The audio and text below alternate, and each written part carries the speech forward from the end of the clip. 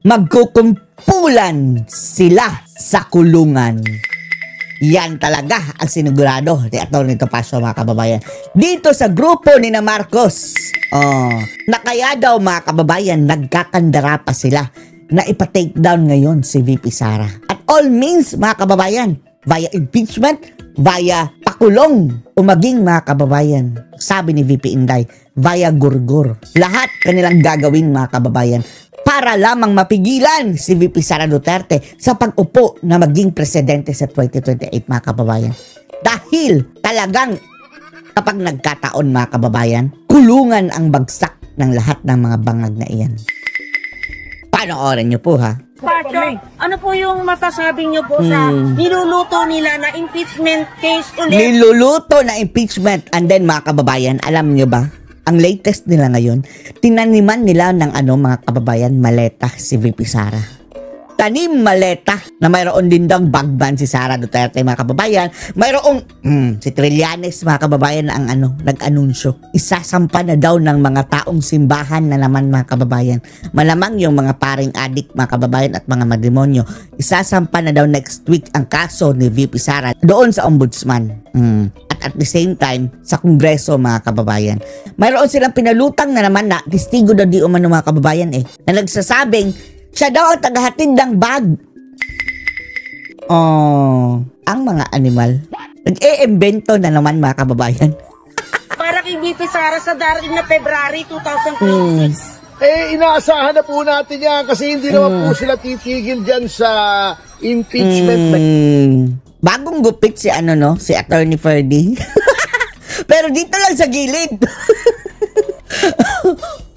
Wig ba ito, mga wig ba buhok niya? Parang totoo naman, di ba? Pero kung makabira ito, mga kababayan, kina Senator Marcoleta at Harry Roque sa mga piluka nila. Wagas! Pero ewan lang natin, ha? Legit ba ito, Atty. Ferdy? O baka classmate mo rin si Harry Roque. Yan. Sapagkat that is the only way na mapipigilan nila. Sapagkat natatakot po yung kasalukuyang administrasyon na pagkatapos ng 2028. Pagkatapos ng 2028. Kung sila ay mawawala sa poder, ay mauungkat lahat ng mga kapulastugang ginawa nilang pagnanakaw sa gobyerno. Ngayon pa lang ngayon pa nga lang, mga kababayan, nauungkat na. Pero hawak nila lahat ngayon ang hawak nila ang batas, mga kababayan. Pero sa 2028, wala na silang takas. At nakikita nila na walang makakalaban, walang makalapit sa ratings ni VP Sara. Wala at siguradong siya na yung magiging pangulo. Sure na, mga kababayan. Wala nang viable na kalaban si Sara, mga kababayan, na makakatalo sa kanya. 2028, takot po sila. Kaya ito lang po ang paraang naiisip nila sa harap ng lahat ng mga ginagawa nila na bumagsak ng gusto, sadsad. Sadsad. Below sea level ang kanilang approval rating. Flooring na, mga kababayan. Below sea level lang, approval rating ni Bangag. Ay, ito na lamang ang paraan para pigilin ang pagkakulong nila after 2028 sapagkat pag si Sara naging pangulo sa 2028, sigurado yung mga kriminal na yan at na talagang naglustay ng ating kabanang bayan, nagnakaw, the biggest pinakamalaking pagnanakaw sa kasaysayan ng Pilipinas. Kulong lahat yan. Kulong lahat yan at magkukumpulan sila sa kulungan, mga kababayan. Sana, magpagawa ng MP. Sabi ni Manny Pacquiao, mga kababayan, MP, mega prison. Pero kahit wag na. Magsiksikan silang parang sardinas, mga kababayan. Gusto natin, magdusa sila, mga kababayan, sa siksikan na selda. Sa ilalim ni President Sara Duterte sa 2028. Kaya natatakot na po sila. Nanginginig na sila. Nanginginig na sila. Nanginginig na sila sa salawal. Sa salawal. At di na sila makatulog sa gabi. Ano pa po yung masasabi nyo na ayon po sa initiative po na mga pulangaw, dilawan po. Pulangaw? Grabe ka naman. At saka po sa kanilang grupo, gusto nga po. Ibang klase ang itong gupit ni Atty. Ferdy talaga. Idol! May resibo, Idol! Na magsampa ng impeachment case kay VP Sara sa lakas ang laban! by year 2020. Panalo ka sa kaso kapag mayroon ka resibo. Ilaban natin itong gupit mo. Tapang po sila. Joke lang ha, Attorney Ferdy. Alam naman natin, kaibigan natin ito mga kababayan. Pagdating sa asaran mga kababayan, walang makakatalo kay Attorney Topacio. Namin po nila. Ano masasabi po sa kanila? Mahihirapan sila ngayon. Kasi ang ginawa nga noon, nung unang impeachment complaint, ang pinansuhol ay yung pork barrel na sa flood control. Pero mayroon pa rin ngayon mga kababayan, mga allocables. Oh. Nabuking yung flood control ngayon. Naipit yung Pangulo, kaya napilito ng Pangulo na kunyari siya na ang nag-ungkat kasi para palusot siya na hindi siya kasama. Pero hindi naman pwede natin sabihin na hindi kasama ang Pangulo sapagkat sinabi niya, inamin niya, yung 4,000 plus pages daw ng GAA 2025 ay siya yung nagbasa, di ba? Binasa o binangag. Ay, naku bangag. Kung ano-anong pinagsasabing mambubudol mga kababayan, nakuryente. Nakuryente sa kanya sinabi mga kababayan. Binasa daw niya, pinirmahan niya. Paano hindi siya kasama? At si Saldico na mismo nagsabing, inutusan sila na magkaroon ng insertion. Wala daw blanco, no? Ang sabi niya, binasa daw niya lahat, mga kababayan. 4,000 pages. Wala akong nakitang blanco. Di ba? So, talagang mahihirapan na sila ngayon kasi hindi na sila makapanunuhol katulad nung dating ginawa nila. Ay, meron pa rin yan. Alam niyo po, nasabi na ng mga dating... insert! I love it! Ibang klase ito si Mr. Sex Appeal mga kababayan, no? Ano nga ba yung tagline niya? Macho pa! Pogi pa nga! Mr. Sex Appeal, Attorney Ferdy Topacio. Salita yung sa flood control, yung sa PDIC, ngunit alam nyo, marami pa pong kalokohan itong gobyernong ito. Napakarami pa. Kung kalokohan lang mga kababayan, walang shortage dito sa sa gobyernong bangag mga kababayan.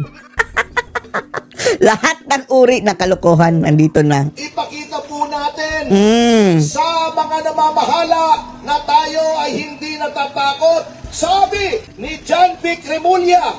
Ipapakulong daw ang magsisigaw-sigaw ng Marcos resign. Parang hindi kabitenyo ito. Bobo, bob mga kababayan, no? Si John Vic. Sip-sip sa mga tiwali.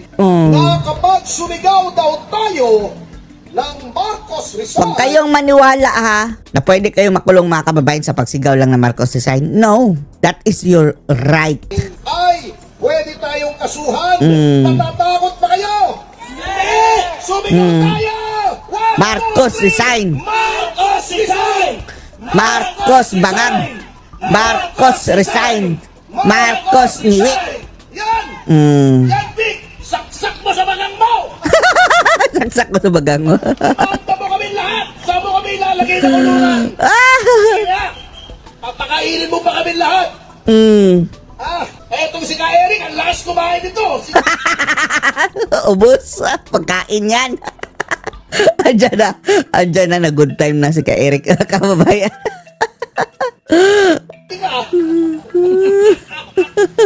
Pero hindi, patipid itong preso kasi nag-hunger strike eh. Anyway, alam nyo, bukod sa mga katarantaduhang ginawa nito na nasabi na ng aking mga kasamahan, baka may nakakalimutan pa po tayo na dapat lagi nating gunatain. Unang-una po dyan, yung ginto. Tayo ang number 1 na seller of mga kababayan. Nagbibenta ng ginto. Diyos ko Lord. Anong kabangagan yan? Yung ibang bansa nangungulekta ng ginto. Tayo nagbebenta? Ano bang problema ng mga Marcos at napakahilig sa ginto? Nabudol pa na marami daw silang ginto. Ninakaw nila kay Rojas. Golden Buddha. Alam ng mga bata ito, yung Golden Buddha. May picture yan si Imelda mga kababayan. Yan nyo na laban. Bago meron pang Yamashita Gold daw. Italiano Gold. Pero ang totoong gold na ninakaw, yung gold reserves po natin sa Bangko Sentral ng Pilipinas. Alam nyo po ba, noong panahon ng pandemya at yung mga sumusunod na taon, na ang lahat, hindi lang halos lahat ng Bangko Sentral ng lahat ng bansa ay nagho-hoard, nagtatago ng gold. iipon ng ginto. Alam nyo ba ang pinagbebenta ng pamahalang ito? Ang ginto ng Bangko Sentral ng Pilipinas. 27 Baliktad tayo mga kababayan. Tayo lang ang nagbebenta. tons, 27 tonelada. Palugi pa ha, palugi pa yan ha. Ang ibinenta. Bakit daw ibinenta na nangatuwiran pa? Kasi daw, maganda ang presyo noon. Tutubo Lugi nga. ang pamahalaan kung magbebenta ng Ito talaga mga Marcos, oh. Ginto. Grabe ko mambudol mga kababayan. Ikwento nyo sa pagong. Ikwento nyo sa gongpa. Kasi, nung binenta nila, yung presyo, tignan nyo, huwag kayo maniwala sa akin, baka binobola ko kayo eh. I-fact check nyo sa internet. Yung presyo ng pinagbentahan nila, tumaas ang presyo. Halos Ginto, doble. Hindi bumababa. Ginto yan eh.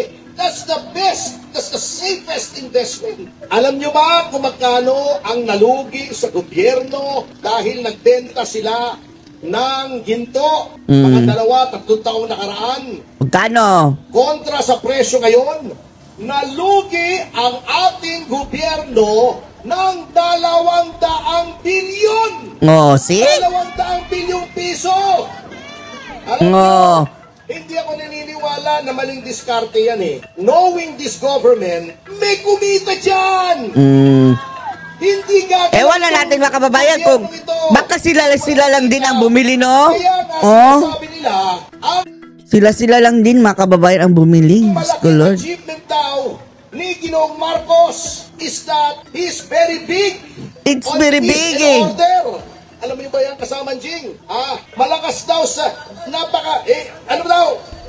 Si Marcos Jr. daw ay very big on peace and order. Diyos ko, Lord. May proyekto, sasabihin niya, I want a big piece of this, I want a big piece of that. That's an order. That's an order. Kaya peace and order. Ito pa ang isang malaking kalokohan. Ano pa? Alam nyo, yung Maharlika Fund. Maharlika pa talagang ang pangalan eh. Halatang halata. Alam nyo po, may mga bansang may sovereign fund. Dubai, UAE, Abu Dhabi, China. Ngunit, etong sovereign fund, yan po ay kapag labis-labis po ang kita. Labis ang kita. Yung surplus na sinasabi nila, yung sobra, ini-invest para kumita. Sa tingin nyo ba ang Pilipinas may sobrang pondo? Wala sobrang pondo mga kababayan. Okay, eto nakakatawa. Alam nyo ba mga sovereign funds? Huwag kayong maniwala rin sa akin, i-fact check nyo. Yung pinakamalaki po sa isang Nordic country, trilyong dolyar. Yung sa Dubai, 100 bilyong dolyar. 600, 700 billion ang sovereign fund. Maganda pong pondo. Alam nyo ba kung magkano lamang ang sovereign fund natin sa US dollars? Nakakahiya. Nakakahiya, partner. Barya, pero ano mga kababayan? Supposedly, dapat wala na yung Maharlika Fund dahil wala tayong excess na mga kababayan pera para sa dyan. Sandro Marcos daw ang niyan Bida-bida mga kababayan na namilit. As if naman as if marunong. Ngayon mga kababayan, wala na. $26 billion lang. Kulelat halos tayo sa sovereign fund. Anong ibig sabihin? Maliit kung sovereign fund, malaki kung sa kitahan. Because that is 100. Yung $2.26 billion, malaki po yun sa pesos. Nakita naman natin ang resulta niyan. Anong naging resulta niyang sovereign fund na yan? Yung bata nila, sinuweldohan nila ng 2 milyon isang buwan. Yung pangulo pa lang ng Maharlika Fund. Lugi na tayo. Hindi pa pantauhan. Yung opisina pa. Ngayon, sinasabi na wala naman nangyayari. Anong ginawa sa sovereign fund? Ininvest sa bansa lang. Worse. Mayroon pa daw di ba? Yung Sarawak report mga kababayan na parang advisor daw na scammer mga kababayan ng Maharlika Fund is ng scam na dati tapos ngayon ginawa advisor mga kababayan. Good Lord. Kinuha pa sa mga government banks, sa land bank, sa Cocobank na dapat pinauutang sa mga magsasaka, sa mga maliliit na negosyante, inalagay sa Maharlika Fund yung bilyon-bilyon na sila ang nagmamanage. Tapos, isa pa usap-usapan mga kababayan, ininvest din daw mga kababayan doon kay Tambaluslos, Diyos ko Lord. Buti na nga, may mga pumiyok, kukunin pa ba yung sa SSS at CSIS? Mga pensyon. Makalain yun, pati pensyon ng pribadong sektor. Kapal. Yung mga empleyado ng gobyerno gusto pang purakutin. Purakutin. Yan pong dalawang yan ay hindi natin dapat kalimutan kasi kasama sa flood control, nakikita niyo na po ang trend ng gobyernong ito na gobyernong bangag. Kilos, kailangan may kita, may kurakot, di ba? Grabe. Mga sindikato. Kaya nga sabi, yung karamihan daw ng mga kongresista, mga kasamahan ni Jing at ni Mike, nag-iba na. Di ba si Gibo, naging Maltese? May Maltese aso yun. May aso. Maltese. Maltese. Alam nyo, nag-iba na daw ng nasyonalidad. Mga Canadian. Canadian. Ay, nako. Huwag na natin pong kalilimutan bukod sa flood control, lahat ng anomalya nandiyan na. At yung ginagawa sa flood control, tama yung mga kasamahan namin, ay pinagtatakpan lang, niloloko lang tayo, minomoro-moro lang tayo. Yung ICI, wala yan! Meron ba namang independent commission? Laging buntot. Yung alter ego ng presidente, si Vince Dizon. Ano naging independent yan? Meron bang independent commission? Ang hihiram ng piskal sa DOJ? Niloloko lang tayo! Independent yan. Ang problema po, dahil hawak nila ang ninakaw nila, bilyon, hundreds of billions, ginagamit po nila yan para mabili ang katapatan ng mga sektor ng ating lipunan para hindi maging widespread, kinokontrol ang media, tinatakot tayo, lahat sinusubukan nilang bilhin. Lahat na. Kaya bilang magtatapos po, para sa akin, sa ngayon pero alam nyo, huwag tayong tumigil kahit ganitong mga maliliit na mga pagtitipon ay papalaki po ng papalakihan. Hayaan nyo lang, magtsaga lang tayo, ipaliwanag sa ating mga kababayan ang nangyayari. Ngunit sa ngayon, ipasa Diyos na lang natin yan mga kasama. Nasa ba si Victor? Victor! Yung ating tarpaulin dito at dito nga. At aanyayahan ko na lamang po kayong manalangin muna at iangat na lang natin sa Panginoong Diyos ang katarungan na nais nating makamtan sa pamamagitan ng panalangin na galing po sa Biblia. Ito po ay galing sa Biblia. Ito po ay hindi po kami nagsabi. Sabi ng Biblia yan ha? Ito po ay Salmo 109. Ito po ay panalangin ng isang inaapi sa Panginoong Diyos na siya ang magbigay ng hustisya. Ito po ang ating ipanalangin. Lahat tayo sabay-sabay, kada umaga, tanghali o gabi, kahit isang beses isang araw, ipanalangin po natin to. At ako'y nananalig na maririnig po ang ating panalangin. Ito po ang panalangin sa Salmo 109. O Diyos na aking pinapupurihan, tingin ninyo ang aking panawagan. Dahil ako'y pinagbibintangan ng mga sinungaling at masamang tao, nagsasalita sila ng kasinungalingan laban sa akin. Sinisiraan nila ako at sinusugod ng walang dahilan. Kahit nakikipagkaibigan ako sa kanila, ay kinakalaban pa rin nila ako. Ngunit ipinapanalangin ko pa rin sila. Sa kabutihang ginagawa ko sa kanila, masama ang ikinaganti nila. At sa aking pag-ibig, ibinabalik nila'y galit. Sinasabi nila, maghanap tayo ng masamang tao na kakalaban sa kanya at magsampa ng kaso sa hukuman laban sa kanya. At kapag hinatulan na siya, lumabas sana na siya ay may kasalanan at ituring di na kasalanan ang kanyang mga panalangin. Mamatay na sana siya! At ibigay na lang sa iba ang katungkulan niya. At nang maulila ang kanyang mga anak at mabiyuda ang magpapalimus ang kanyang mga anak. Grabe na ano? At sila kahit na sa kanila. Uy, sa Biblia yan mga kababayan ha? Oh, Biblia na yan. Kunin sana ng kanyang pinagkakautangan ng kanyang mga ari-arian at agawin ng dayuhan ang kanyang pinaghirapan. Wala sanang maawa sa kanya at sa mga naulila niyang mga anak kapag namatay na siya. Na? Mamatay sana ang kanyang mga angkan upang sila'y makalimutan na ng susunod na salinlahi. Huwag sanang patawarin at kalimutan ng Panginoon ang mga kasalanan ng kanyang mga magulang at mga ninuno. Mga ninuno. Ubusan na sana silang makalimutan sa mundo. Hindi po ako nagsasabi niyan. Hindi tayo nagsasabi niyan. Yan ang hilingin natin sa Panginoon upang Sa Biblia yan ha? In the Bible mga kababayan. tayo ay magkaroon ng katarungan. Maraming salamat po. God bless the Philippines. God save the Mabuhay Philippines. po kayo at lahat ng ugat sa inyong katawan. Lahat ng ugat sa kanila. Maraming salamat po, mga kababayan, mga ating mahal na mga kasama nandito ngayon sa ating Ibang klase si Atty. Topacio mga kababayan. rally para pagsabihan ang ating House of Representatives sa kanilang pampabastos ng isang congressman na wala man lang katorya-torya ang Si Kiko Barsaga. Ngayon mga kababayan, sana gawin din yan kay Rafi Tulfo. kanilang dahil Bembang.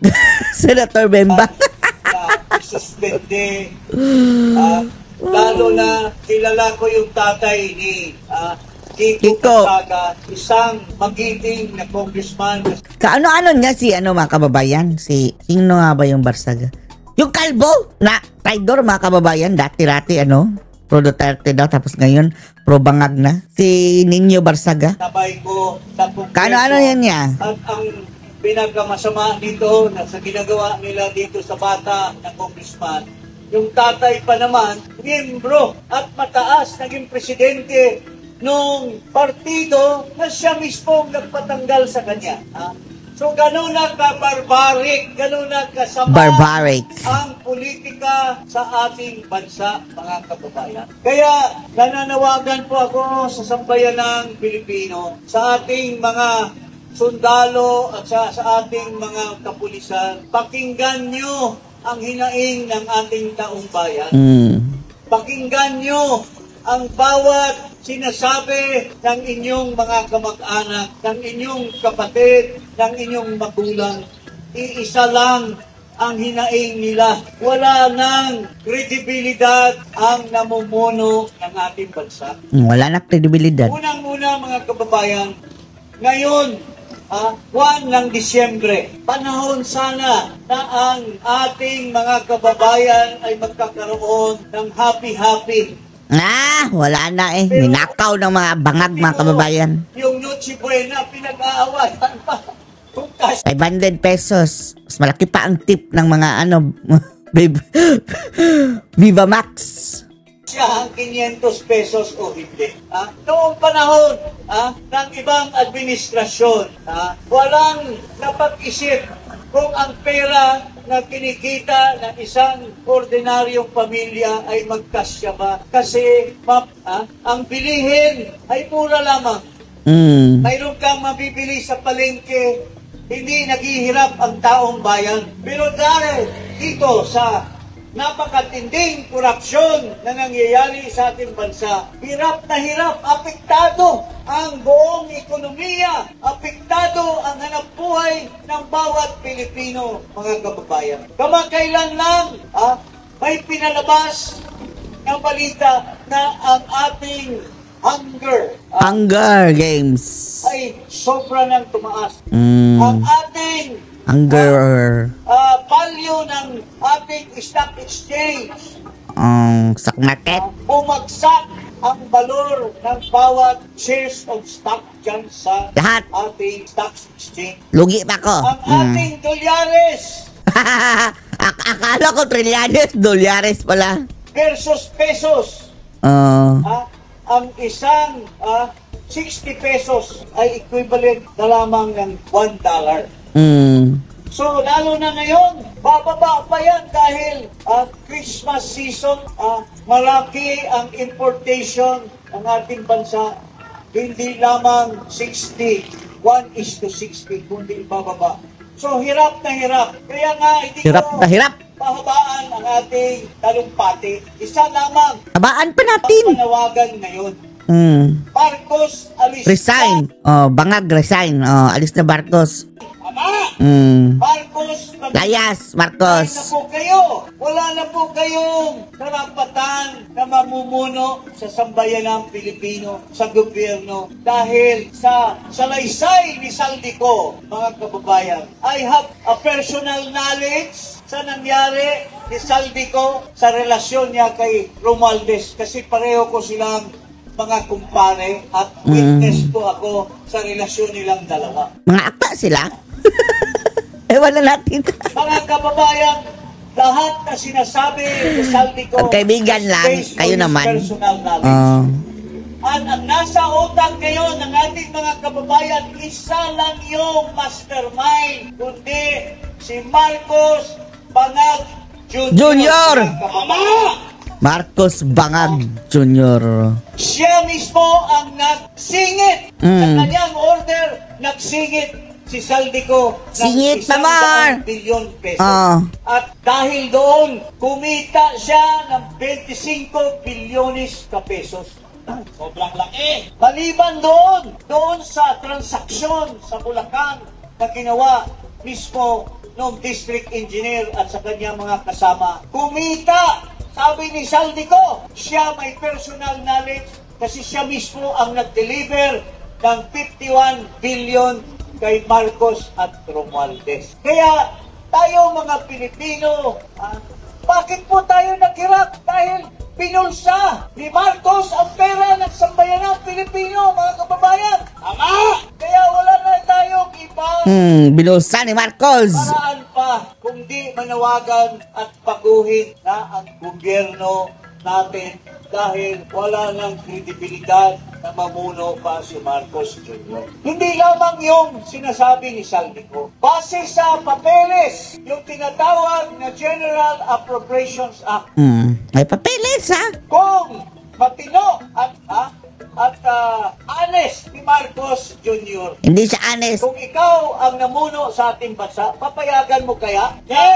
Ang insertion aabot ng trilyon magmula ng 2023, 2024, 2025, base sa National Expenditure Program na pinasok ng Malacanang sa Kongreso, ilang bilyon lamang noong naaprubahan na ang General Appropriations Act. Sobra-sobra ang patong sa National Expenditure Program. Sobra-sobra ang Doon tongtats. sa tinatawag na insertion na siningit nila sa Bicameral Conference Committee. At itong insertion na ito po yung ginugol Dinan Fernandez. na pera papunta sa Department of Public Works and Highways at siya po ang inimplementar ng mga proyekto na walang saysay kasi nagiging ghost project. At ilang salapi ang kinita Zalapi.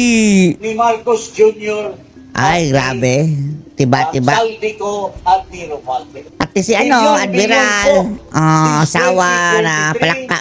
2024 and 2025. So, doon pa lamang po tayo ibabase natin, maski walang saysay or salaysay si Saldico, doon pa lamang sinasabi na ni ex-Justice Tony Carpio, when he signed the General Appropriations Act, he owned it. It was his responsibility dahil pinalusot niya ang napakalaki na insertion from 2023 Grabe. to 2025 lamang 1.3 trillion pesos. Kung 20% lang ang kunin mo doon, ilang bilyon ang nabulsa.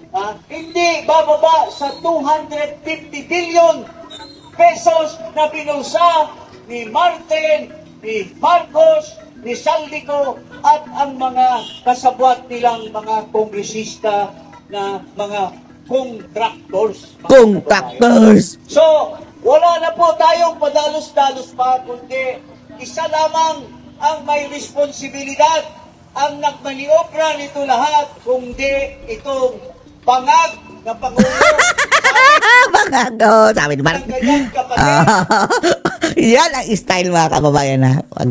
Tawagin nating adik o bangag. Bangag na Pangulo, sabi ng kanyang kapatid. No? Sabi naman talaga ni Amy mga kababayan. Magmula pang bata Kasalanan ni Amy. nagtudroga na ito. Makoy Junior. Makoy Junior. At hanggang ngayon, Hanggang ngayon. base sa isang malapit at Kapatid talaga, hindi malapit. ng kapatid. Mm. Hanggang ngayon, nagdudroga pa. So, papayag pa tayo? Hindi. Kung saan-saan napapunta ang ating panggobyerno, kulang-kulang na lang, isang maliit na lang na tulak, mahulog na po tayo sa bangin, mga kababayan. Kaya hindi ko na taasan pa at andito ang aking kaibigan, si Ka Eric. Siya ang magsasabi ng marami pang basbas or marami pang mga sasabihin sa ating mga kababayan. So, mga kababayan, isa lang ang panawagan ngayon. Ano? Marcos, Resign! Marcos, resign. Marcos, Bangag, resign. umalis ka na dyan sa Alis dyan! Malacanang. Layas! Ibigay mo na sa tama na pamamalakad kasi wala ka ng kredibilidad dahil ikaw ang mastermind sa lahat na nakawan sa ating gobyerno. Magandang hapon po sa inyo lahat. Okay, maraming Maraming salamat. O ano masasabi ko mga kababayan? Post comments below.